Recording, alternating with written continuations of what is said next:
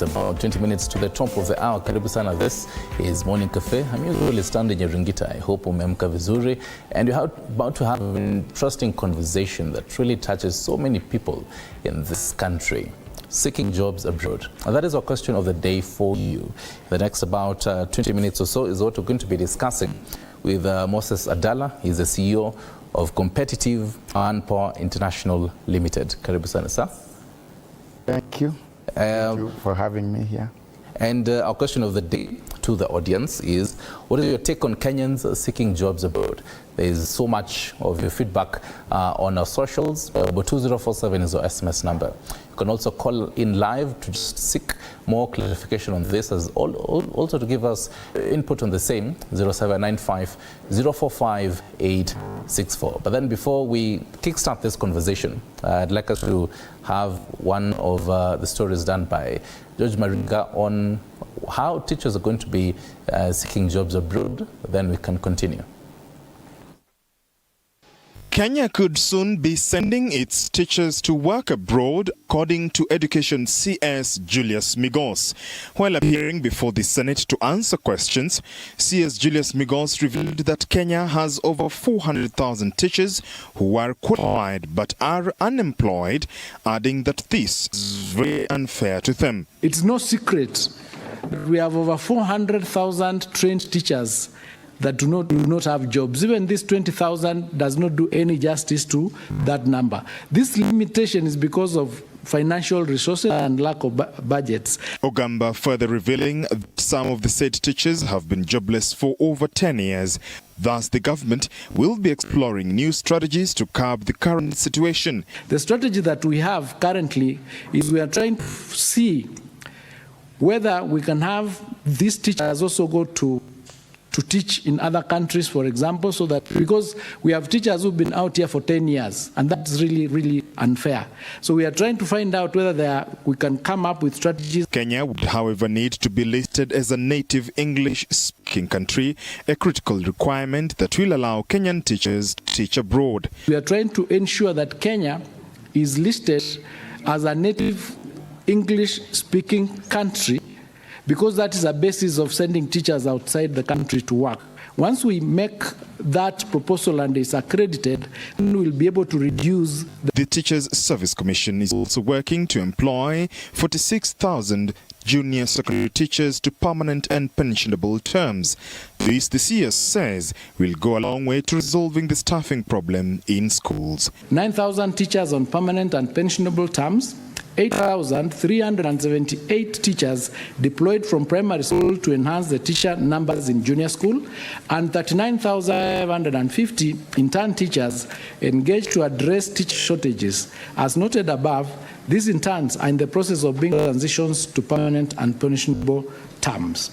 Starting this month, Mr. Speaker, to December 2024, the government is recruiting an additional 20,000 teachers to further bridge in junior schools. The projected establishment, therefore, for junior school teachers in 2025 will be 149,350 teachers. The teachers on duty will be 76,928, resulting in a shortage of 72,422 teachers. George Maringa, TV47, Nairobi. Thank you for that, George Maringa. There's so many numbers the Cabinet Secretary was pointing out, and that's just for teachers, Bona Adala. When you take a look at generally, and as of last week, there were so many people who went to KICC, and the viral videos of that. We'll be showcasing that on your screens shortly. But there's something that the CS has said that I'd like us to start with, that for Kenya to be listed among the native English-speaking countries, and this really goes to show when you're seeking a job abroad, the need and requirement for the language proficiency. There's so many tests therein. As someone who is in this industry, making sure that recruitment for Kenyans in Kenya and then to different countries abroad, why do we need? Why, as a Kenyan, why do I need to again have so many tests so that I can work abroad? Okay, thank you for that question. The reason of having such kind of tasks or the language proficiency, that's the major thing, is for easier communication. You find that in most cases, actually, people who live in Kenya, the only language that unites us is the English one at the moment. Now, that's why even we are having issues with deploying people to Germany, because mostly people who are from Kenya do not have the German language, so we have the language so that there is an easy way of communication. Does it happen vice versa? If people are coming from Germany, Australia, when they're coming to Kenya, do they need to take any proficiency test when they're coming to work in Kenya? Yeah, definitely they have to, because but for them, most of the time they do have interpreters. They move along with interpreters, so which we mostly cannot afford. So what we need is to have the language, the native language where you are going to work, so that work becomes easier for you. The instructions, most of the time, the instruction is given to the native language. All right. Yes. Do you think that's a bit unfair even for the Kenyans? Because there are hundreds, as I was saying, hundreds of people last week. And for over the years, we've seen that a lot. And one would sit for one exam. They'd fail for about 4 times. They'd have to pass maybe even the 5th time. Is that a bit unfair for Kenyans who are seeking abroad? To the system, yes, it's fair. It's fair for the purposes of failing to not to have problems where you've gone, so that you at least have to understand how to communicate with them. All right. It's a fair practice. Right. Yes. And one would wonder, even away from the language proficiency, the requirements, if I had a certain quality in Kenya, if, for example, you're a teacher, Yes. And you've lived, you've attained a certain standard, when you living to work in a different country, you have to again have other certificates, additional certificates. But then when you're coming back to the country, when you're now seeking jobs after having worked abroad, you'd be told that you're overqualified. Is there need to have a standard for global, kind of a global standard that ensures that if I live from Kenya to any other part of the country, that I do not have to again see other examinations and other certificates? Okay. The reason why we have that is because of the difference in the education system. You find there are things that we are taught here which are not taught in those countries. So you find that you must meet their qualifications. And when you come back home, the reason why people say you are overqualified is they fear somebody, your boss, to fear to be eliminated or to be replaced. But it's an issue of just a fear. But, I don't see the reason that you are coming from abroad, so somebody cannot hire you because you're overqualified. Yes. But on that bit of our education system, vis-a-vis what is out there, because if you're training someone who's in Kenya and you want them to work abroad, these sentiments we've heard from government, the National Assembly Speaker Moses Wetangula, remember last year during Mount Kenya University graduation, said that, and was advising students that they need to seek opportunities abroad. So this is, even we've had the president urging Kenyans on the need to seek job opportunities abroad. So if we are moving to this direction, then do we need to make sure that our education system is at par to where we are taking our people out there? Yeah, exactly. Especially on the technical part, we really need to do a lot of technical skills, because the kind of education that we have now in Kenya, it has been just theory. Okay. But when you move out there, it's a kind of practical. That's why you really need to see that you can perform. All right. Yes. Still last week, there's something Cabinet Secretary of Alfred Mutua said. He said next week, not it was last week, so we do hope now this week.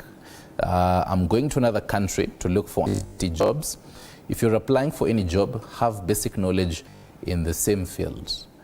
Well, he continued to elaborate on that as well, but then for such kind of as well, if someone in Kenya is looking for such job, how do they align themselves in what they've studied in Kenya, what they have practiced? How do they align themselves to what is out there?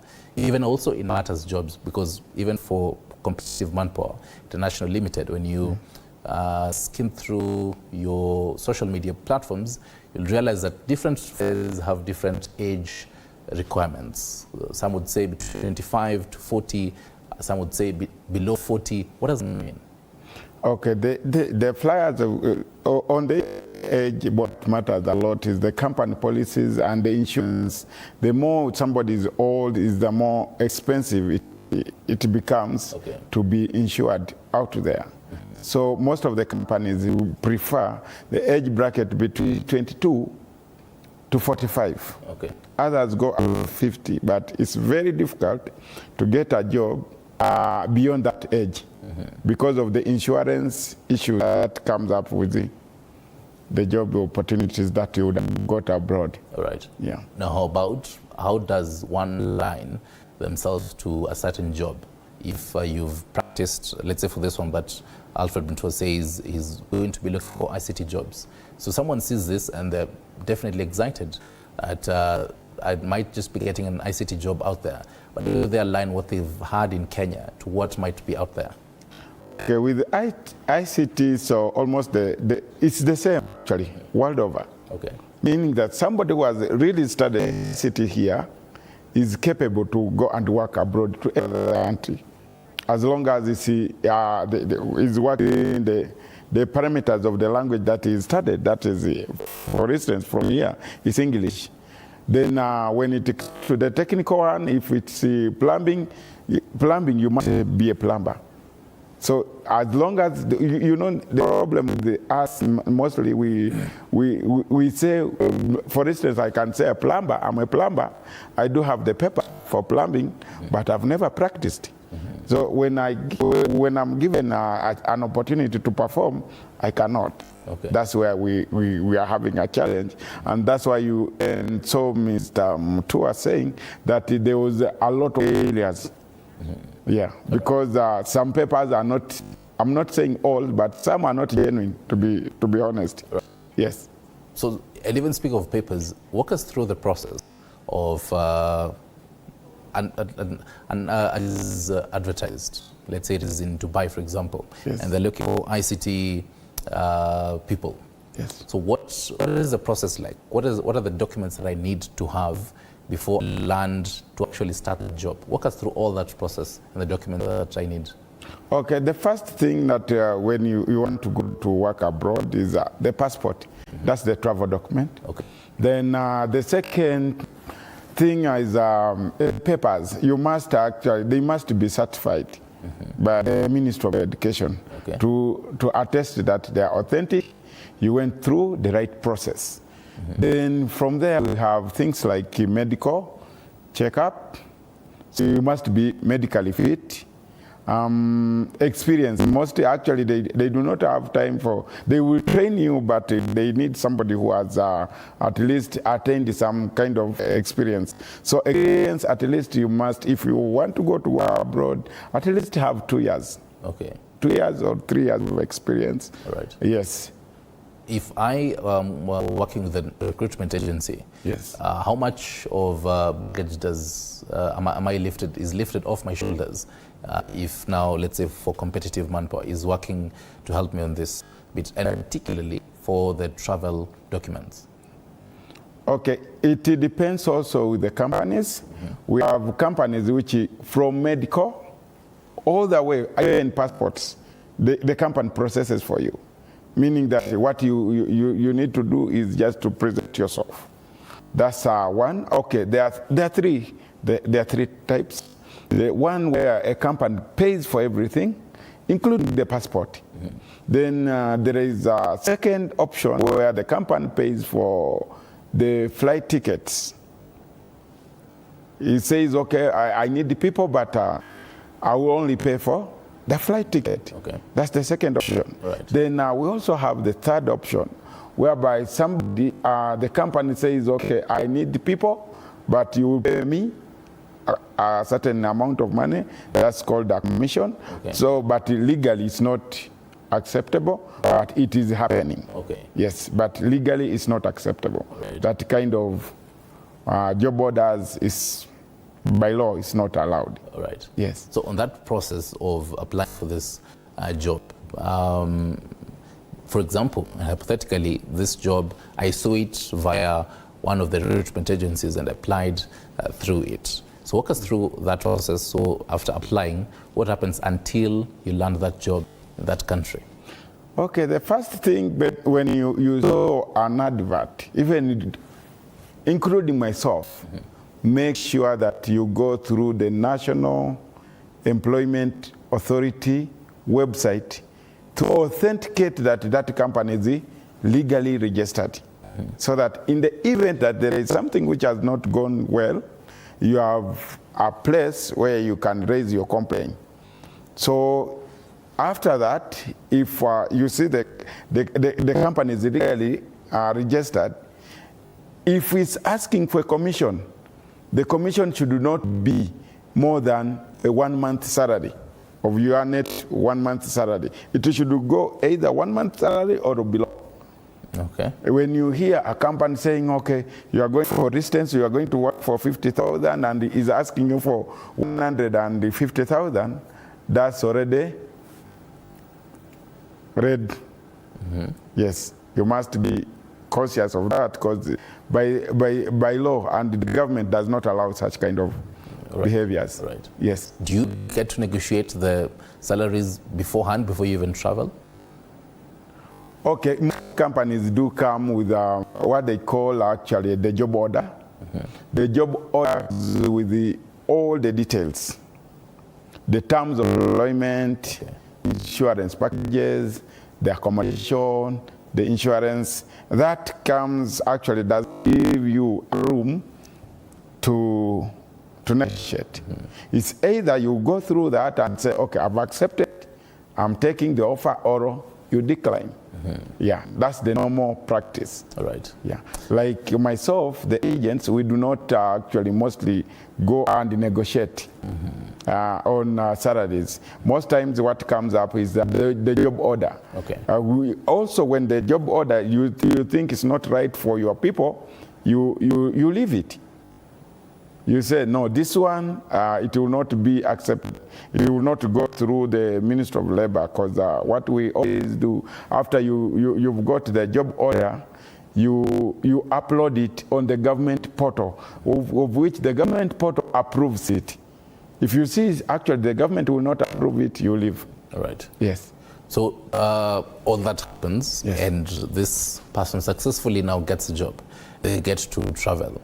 When they land in said country, let's say it's Dubai, Yes. or Qatar, is it the responsibility of the agency, the government, or even the company that is employing them to ensure that they make sure they get a place to live comfortably? What happens in that whole lesson? Because we really get to see this whole bit of Kenyans looking for the job in the country, but then when they get the jobs out there, we don't really get to know what happens there. Okay, what happens after, when you post a job here, it will indicate actually all the terms. Okay. If it's accommodation, you know there is a accommodation offered. If they are not offering accommodation, there is accommodation allowances which are given as per the company policies. Where we always have these problems that people are stranded is mostly do go with the scriptures agencies. And also we have friends, like you may have a friend who is out there, who says, okay, we can bring people, and you start taking people. But you are taking those people, but you do not have, first thing, you do not have a job for them. So after they have reached there, they start searching for the job. That's where we always get this kind of problems. But if somebody lives here in the right way, we'll have accommodation taken care of, insurance taken care of, everything. Right. Yes. How about there's always a constant communication between that person and the agency, as well as the government and the embassy? Okay, on the side of communication, sometimes there is, to be honest, there is always communication areas, because one, in most cases, when a job seeker lives here, going abroad first, you change the mobile number.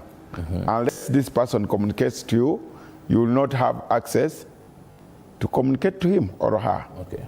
The second thing, unless this person has gone to the embassy to register as a Kenyan who is in this country for a period of time, the embassy also cannot know that, okay, we are having such and such a person in that country unless you've gone in person to register. That's where we also have a challenge. But in most cases, we have contracts for 2 years, whereby the 2 years you always communicate to the bosses or the employer on the other side to find out the welfare of the people who've taken. And sometimes you go and visit. You go and visit them once in a while. Right. Yes. Allow me to sample some of this feedback so that you can also respond on them. Yes. First off, Colin Ruto says, good move. The most important thing is money in the pocket. Kios Vini, labor migration is also a solution to unemployed youth. Someone here says, Rogers Musu says, we are lacking leadership. Harun Kimani, we are many who have no jobs here in Kenya. Like me, my papers are ready, hooked me up even now. I'm ready to go. Joyce Muthama says, a desperate regime. There's something I had seen. Wanyonyi says, wacha waende tulifresha so that some of us can get employment here. And even as you also reply on this feedback, the biggest conversations is, as much as yes, there is the diaspora remittances that we're getting back to the country, but why don't we get and make our own jobs in the country? Where's the conversation really huge on seeking jobs abroad and not creating jobs in the country? What is your take on that? Okay, to be honest, the way to go is to, first of all, actually open up the space for people to go abroad and work. I myself, right now, I have companies in 7 countries, including the US, my own company in the US. But how did I start this? I first of all went abroad to work. When I came back, that's when I started the competitive. Actually, it opens up your mind. And when you come back, you will do a lot. Okay, we have a perception that people who are going abroad, they are desperate. No. I think the president has made the right move, actually. People who are going abroad right now, they will come back and do something better. Right. Yes. The president also mentioned that, I believe it was last year, that we're going to, just to quote him, we are reviewing the diaspora policy. Someone who has traveled in different parts of the country also helps Kenyans seek job opportunities from Kenya to different parts of the country abroad. What if this whole bit of reviewing the diaspora policy and other kind of policies that touch on Kenyans in diaspora, what will you suggest? Things that you feel like are missing right now that should really be there to ensure a seamless conversation and a seamless flow of seeking job opportunities? Okay, on the issue of reviewing the diaspora policies, I think it's the right way to go. But we also need to increase the number of attachees abroad. Where we're having problems right now is you find, like the Middle East, I would give an example. You find that we have one ambassador in UAE or in Saudi coordinating so many countries. You see that the region becomes so huge for just one embassy or the yes. It becomes a bit huge, but if they can change it and also increase the number of attaches, then work will be easy. For instance, I can give an example of a country like where we had a lot of problems. That's Saudi Arabia. Saudi Arabia is a country, one country is almost like Uganda, Kenya and Tanzania combined, whereby we have only the labor touches in Riyadh, which is the capital. And you find all these other places, there is nobody. If we want to get services, you have to move all the way from wherever you are, Tabuk, Damam, or anywhere to Riyadh. That really affects the Kenyan people. Right. If they can increase the number of attaches, it will be better. Right. Yes. Moses, kindly give us your parting shot and generally what you expect in the coming years to see on matters job, Kenyan seeking job opportunities, the clarion living from the government and towards the government. Okay, what I see in the coming years, if we move the way we're doing right now, we will find that many jobs would have been created in Kenya. Not only people who are going abroad are going to come back and do something because they would have learned something. We have so many things that are really have not been here, and people are coming with a different knowledge, so that we develop the country together. Right. Yeah, I just give an example of myself that I went abroad. I came back, I started a company. I'm not only now in one country, but I'm in 7. Right. Which all the people I got from abroad and the knowledge. Very briefly, thing Happiness Ndanu is asking here, just to finalize, them sick and fine, but hopefully hinayo haitakuwa na mateso kama hizi za Saudi.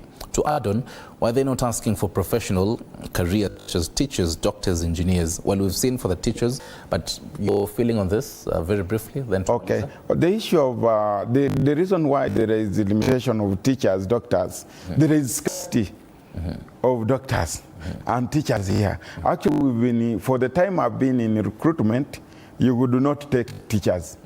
You do not take doctors because of the scarcity. Actually, the government also makes sure that it does not allow to lose all the manpower it has to go abroad. I think because of the kind of salary that is paid, you would find that more teachers prefer to work abroad than working here. So the government has put up some conditions that you cannot take teachers, you cannot take doctors. Thank you very much, Moses Ada. He is the CEO of Competitive Manpower International Limited, and thank you very much for your feedback. I hope tumeipitia kama bado. This conversation continues on our digital platforms. We're asking you, what is your take on Kenyans seeking job opportunities abroad? We are taking a short break. When we come back, I'll be telling you where we're going next.